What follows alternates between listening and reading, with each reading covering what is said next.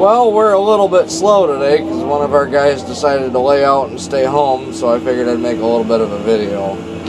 Just kind of recap from last week. We'll hit some good points today about a crusher and how to keep it loaded, the do's and don'ts for any of you out there that are aspiring operators or whatnot, or you might run an asphalt crusher now, I don't know. Just a little video for everybody. But your main thing with running a crusher is always keeping your hopper fed. Don't go past a certain point in the hopper when you're loading it. Like where my bucket's now, I wouldn't go any farther towards the machine than that.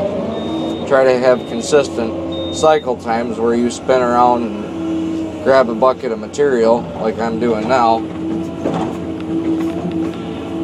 then swing back around and feed it into the crusher. It's good to keep the crusher choked up, so if you do happen just to get busy and have to pull down some material or spin around and do something where it's going to take you away from the machine, you'll have enough material in there to run for a few minutes, so you don't have to run back and forth to keep the crusher fed and try doing what you're doing.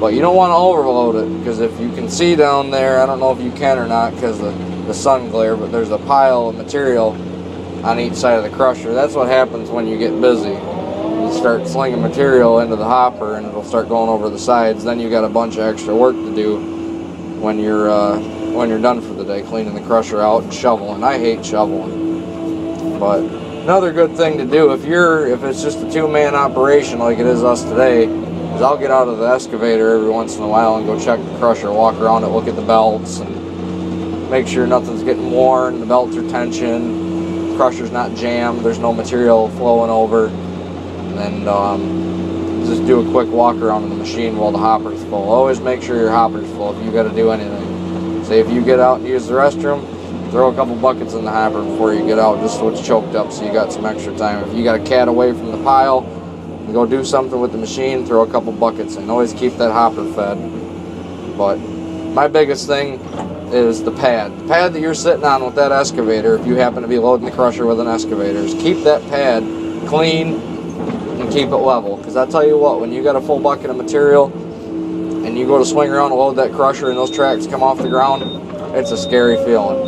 I don't like it. I've had that problem before. And, ooh, seems like there's something wrong with this excavator here. I've had that problem. And you swing around with a full bucket of material and you're sitting on the end of a pile, you feel like your stomach's going to come up out of your throat. It's not a good feeling. So always make sure your pad's level, keep it clean, and always leave enough room to work. Don't dig your pad out from under you, because if you got to move closer to that crusher and you dig it away, and then you start getting too far away and can't throw your material in the bucket, it just causes problems. But that, and like the pile in front of you. If your pile's behind you when you're loading that crusher, always make sure you got enough material raked up in front of you. Or if you can, cut away from the side of the pad and start pulling material to you from the ground like I'm doing here.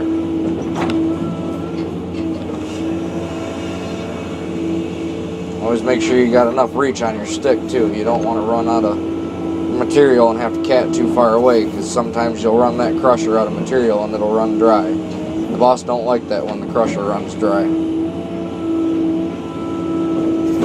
Key points that everybody should know is startup procedures. Always check your crusher when you start up.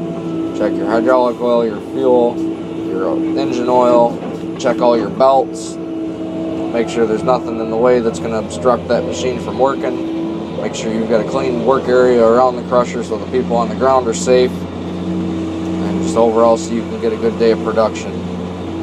We've been trying to run 1,000 to 1,100 tons a day, and if you've got good people work with you that know what they're doing, you can do that. I always try to keep an eye on my pile too, the pile that the stacker's building up right there.